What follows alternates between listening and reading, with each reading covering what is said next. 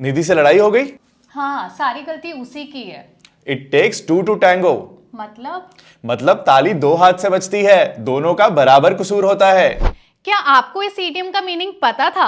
आज हम सीखेंगे 20 ऐसे ईडियम्स जो आपकी इंग्लिश को नेक्स्ट लेवल पर ले जाएंगे। ईडियम्स आपकी कॉन्वर्सेशन को नेचुरल, स्मार्ट और फन बना देते हैं। चाहे आप दोस्तों से बात कर रहे हो, ईमेल्स लिख रहे हो या फिर इंटरव्यू के लिए प्रिपेयर कर रहे हो, ये सारे ईडियम्स आपको हेल्प करेंगे दूसरों को इम्प्रेस करने में। तो चलिए शुरू करते हैं। The first idiom is break the ice. Break the ice का मतलब होता है, सपोज दो स्ट्रेंजर्स एक दूसरे से मिले हैं और एक ऑकवर्ड साइलेंस है उनके बीच में, एक अनकंफर्टेबल सा सिचुएशन है, समझ नहीं आ रहा क्या बात करे, कहाँ से कॉन्वर्जेशन स्टार्ट करे। तो यहाँ पर जब बंदा इनिशिएटिव लेता है बात करने के लिए, वहां पर हम इस इडियम को यूज कर सकते हैं, ब्रेक द आइस। तो इसका पर्पस ये होता है कि हम एक दूसरे से खुले और एक कॉन्वर्जेशन स्टार्ट करें। ब्रेक द आइस मतलब आइस को ब्रेक करें, इस ऑकवर्ड साइलेंस को ब्रेक करें। चलिए सीखते हैं एग्जाम्पल के साथ। She started with a funny story to break the ice at the party. That means उसने एक फनी स्टोरी सुनाई पार्टी में, ताकि वो जो अनकंफर्टेबल सिचुएशन है, वो जो ऑकवर्ड साइलेंस है, वो थोड़ा सा रिलीज हो जाए और सब एक दूसरे के साथ बात कर सके और एक अच्छा सा माहौल क्रिएट हो जाए। The second idiom is once in a blue moon. Once in a blue moon का मतलब होता है कोई चीज़ जो बहुत रेयरली होती हो, कभी कभार होती हो। जैसे कि आप अपने फ्रेंड्स से मिलते हैं तो वो आप कभी कभार मिलते हैं, राइट। आप किसी वेकेशन पे जाते हैं तो आप कभी कभार जाते हैं, रेयरली जाते हैं। तो कोई भी चीज़ जो कम फ्रिक्वेंसी में होती हो, कभी कभार होती हो, रेयरली होती हो, तो वहां पर आप इस इडियम का यूज कर सकते हैं। चलिए सीखते हैं एग्जाम्पल के साथ। He visits his grandparents once in a blue moon. That means वो अपने ग्रैंड पेरेंट्स से बहुत रेयरली मिलता है, कभी कभार मिलता है। तो यहाँ पर आप इस इडियम को यूज कर सकते हैं। The third idiom is hit the nail on the head. Hit the nail on the head का मतलब होता है सही जगह पर निशाना लगाना। जब कोई पर्सन बात को बिल्कुल सही पकड़ता है, एकदम एग्जैक्ट सोल्यूशन ढूंढ लेता है, एग्जैक्ट एनालिसिस कर लेता है। जैसे कारपेंटर के लिए एक कील को सही जगह पर हिट करना जरूरी होता है, वैसे ही एक करेक्ट एडवाइस देना, एग्जैक्ट सोल्यूशन निकालना भी एक स्किल होता है। तो यहीं से ये ईडियम बना है, hit the nail on the head. चलिए सीखते हैं एग्जाम्पल के साथ। You hit the nail on the head with your answer. That means तुमने अपने आंसर से, तुमने अपने जवाब से एकदम सही बात पकड़ी है, एकदम सही बात को टारगेट किया है। तो यहां पर आप इस इडियम को यूज कर सकते हैं, you hit the nail on the head. The fourth idiom is a piece of cake. अब पीस ऑफ केक का मतलब होता है बाएं हाथ का खेल। कोई ऐसी चीज़ जो बहुत ही इजी हो, बहुत एफर्टलेसली आप कर सकते हो, कोई ऐसा टास्क जो आपके लिए बहुत आसान हो, आप बिना किसी स्ट्रगल के कर सकते हो, तो वहां पर आप इस इडियम को यूज कर सकते हो, अ पीस ऑफ केक। चलिए सीखते हैं एग्जाम्पल के साथ। The exam was a piece of cake for me. That means जो एग्जाम था वो इतना ईजी था, मेरे बाएं हाथ का खेल था, मैंने ईजिली क्विकली सारे क्वेश्चन सॉल्व कर लिए। तो यहाँ पर आप इस इडियम को यूज कर सकते हैं, a piece of cake. The fifth idiom is spill the beans. Spill the beans का मतलब है कोई सीक्रेट रिवील कर देना, कोई सीक्रेटिव बात बता देना, कोई राज खोल देना। यहाँ पर हम इस इडियम को यूज करते हैं, स्पिल द बीन्स। सपोज आपका फ्रेंड आया और आप उससे बोल रहे हो कि तुम्हारी गर्लफ्रेंड है क्या, स्पिल द बीन्स, सीक्रेट बताओ, मतलब राज खोलो कि तुम्हारी गर्लफ्रेंड है क्या। तो यहाँ पर आप इस इडियम को यूज कर सकते हैं। चलिए एग्जाम्पल के साथ सीखते हैं। She spilled the beans about the surprise party and now everyone knows about it. That means उसने जो सरप्राइज पार्टी थी उसका सीक्रेट सबके सामने रिवील कर दिया और अब इस पार्टी के बारे में सबको पता है। The sixth idiom is burn the midnight oil. Burn the midnight oil का मतलब होता है देर रात तक काम करना, देर रात तक जागकर, चाहे आप ऑफिस का काम कर रहे हो, चाहे आप एग्जाम के लिए पढ़ाई कर रहे हो, मेहनत कर रहे हो, हार्डवर्क कर रहे हो, तो इसमें हम इस इडियम को यूज करते हैं। ये फ्रेज बना कैसे है, जैसे पहले जमाने के लोग क्या करते थे, जब रात में काम करते थे तो वो लोग ऑयल लैम्प जलाकर अपना पढ़ाई करते थे या फिर कोई भी काम करते थे, तो वहीं से ये फ्रेज बना है, बर्न द मिडनाइट ऑयल। चलिए सीखते हैं एग्जाम्पल के साथ। I had to burn the midnight oil to finish my assignment. That means मैंने अपनी रात लगाकर बहुत देर तक मेहनत करके अपना असाइनमेंट कंप्लीट किया। The seventh idiom is under the weather. Under the weather का मतलब होता है जब किसी इंसान की थोड़ी सी तबीयत खराब हो, उसको कोल्ड हो या फिर उसको बुखार हो, कोई माइनर इलनेस हो, तो यहाँ पर आप इस इडियम का यूज कर सकते हैं, under the weather.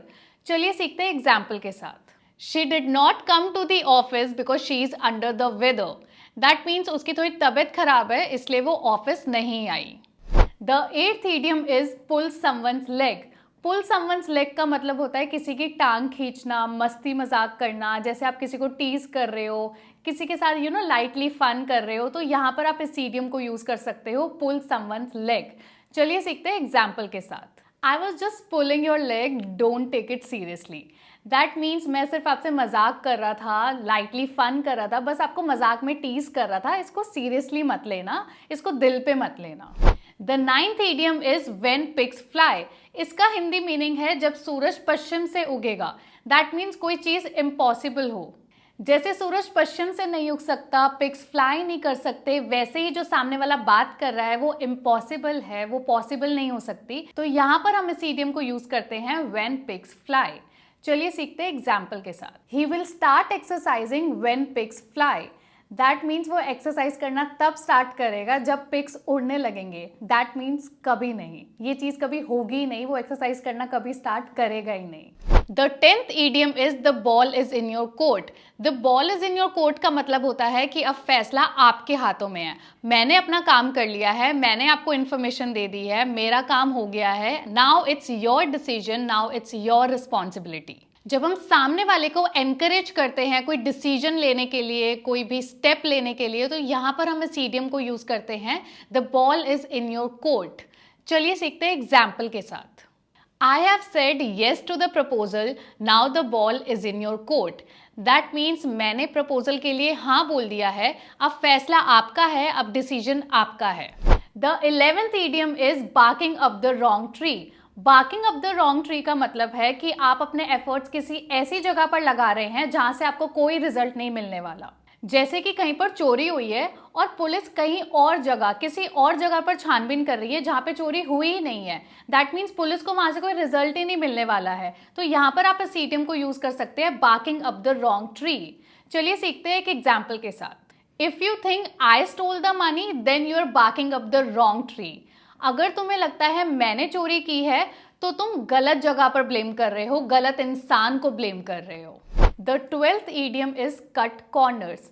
Cut corners का मतलब होता है जैसे तैसे काम को निपटा देना, शॉर्टकट से काम को निपटा देना, क्वालिटी में कॉम्प्रोमाइज होना। जैसे कि सपोज किसी बिल्डर ने घर बनाया और उसने सीमेंट अच्छी क्वालिटी का यूज नहीं किया, जल्दी जल्दी घर बना दिया, शॉर्टकट में काम निपटा दिया और उसका रिजल्ट अच्छा नहीं निकला, लो क्वालिटी का उसने काम किया। तो यहाँ पे आप इस idiom का यूज करते हैं, कट कॉर्नर्स। चलिए सीखते हैं एक एग्जाम्पल के साथ। He cut corners to complete the project quickly. उसने प्रोजेक्ट कंप्लीट करने के लिए जैसे तैसे शॉर्टकट अपनाया और उसको निपटा दिया। The 13th idiom is devil's advocate.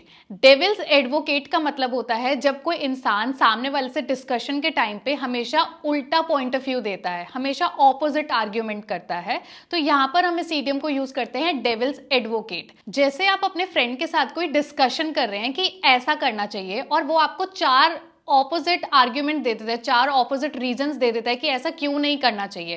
That means वो ऑपोजिट अपना पॉइंट ऑफ व्यू दे रहा है आपको। तो हम उस इंसान के लिए यूज करते हैं डेविल्स एडवोकेट। चलिए सीखते हैं एग्जाम्पल के साथ। He likes to be the devil's advocate in discussions. उसको डिस्कशंस के टाइम पर अपना उल्टा पॉइंट ऑफ व्यू देना, अपना ऑपोजिट आर्ग्यूमेंट देना पसंद है। The 14th idiom is every cloud has a silver lining. Every cloud has a silver lining का मतलब है कि हर प्रॉब्लम के पीछे, हर टफ सिचुएशन के पीछे कुछ ना कुछ अच्छा छुपा हुआ होता है। ये idiom पॉजिटिविटी और होप देने के लिए यूज होता है। बेशक उस टाइम पर उस टफ सिचुएशन के पीछे हमें कुछ अच्छाई ना दिख रही हो, इमिडिएटली हमें ना दिखे, बट कहीं ना कहीं वो अच्छाई छुपी होती है। चलिए सीखते हैं एग्जाम्पल के साथ। Don't worry, every cloud has a silver lining.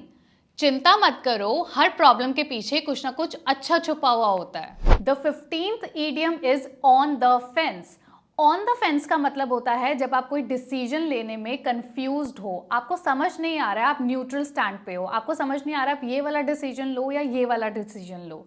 चलिए सीखते हैं एक एग्जाम्पल के साथ। I am still on the fence about which course to choose. मैं अभी तक डिसाइड नहीं कर पा रहा हूँ, मैं अभी तक कंफ्यूज हूँ कि मैं कौन सा course चुनूं। The 16th idiom is bite off more than you can chew.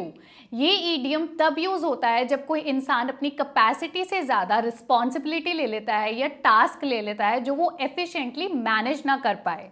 चलिए सीखते हैं एग्जाम्पल के साथ। Don't bite off more than you can chew by taking 2 jobs. 2 jobs मत करो साथ में, क्योंकि तुम एफिशिएंटली उस चीज को मैनेज नहीं कर पाओगे। तो यहां पर आप इस इडियम को यूज कर सकते हैं, don't bite off more than you can chew. The 17th idiom is actions speak louder than words.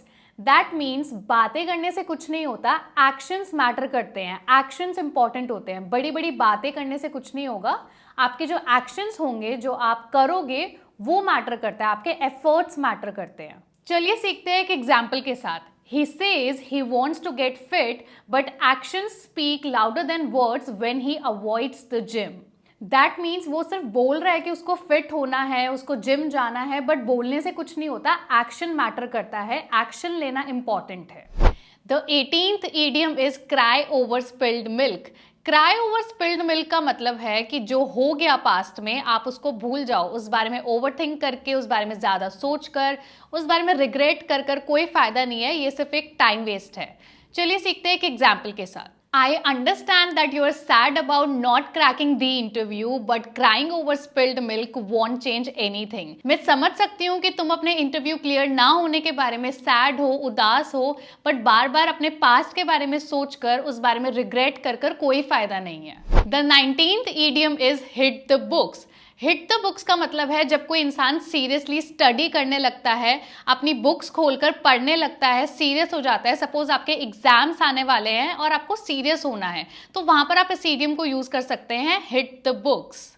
चलिए सीखते हैं एक एग्जाम्पल के साथ। I need to hit the books for my exams. मुझे अपने एग्जाम्स के लिए सीरियसली पढ़ना पड़ेगा, किताबें खोलनी पड़ेगी और काम पर लगना होगा। The 20th idiom is take with a grain of salt. Take with a grain of salt का मतलब है कि किसी भी बात पर ब्लाइंडली बिलीव मत करो, अपनी अकल लगाओ और सोच समझकर उस बात पे भरोसा करो। चलिए सीखते हैं एक एग्जाम्पल के साथ। Take his advice with a grain of salt.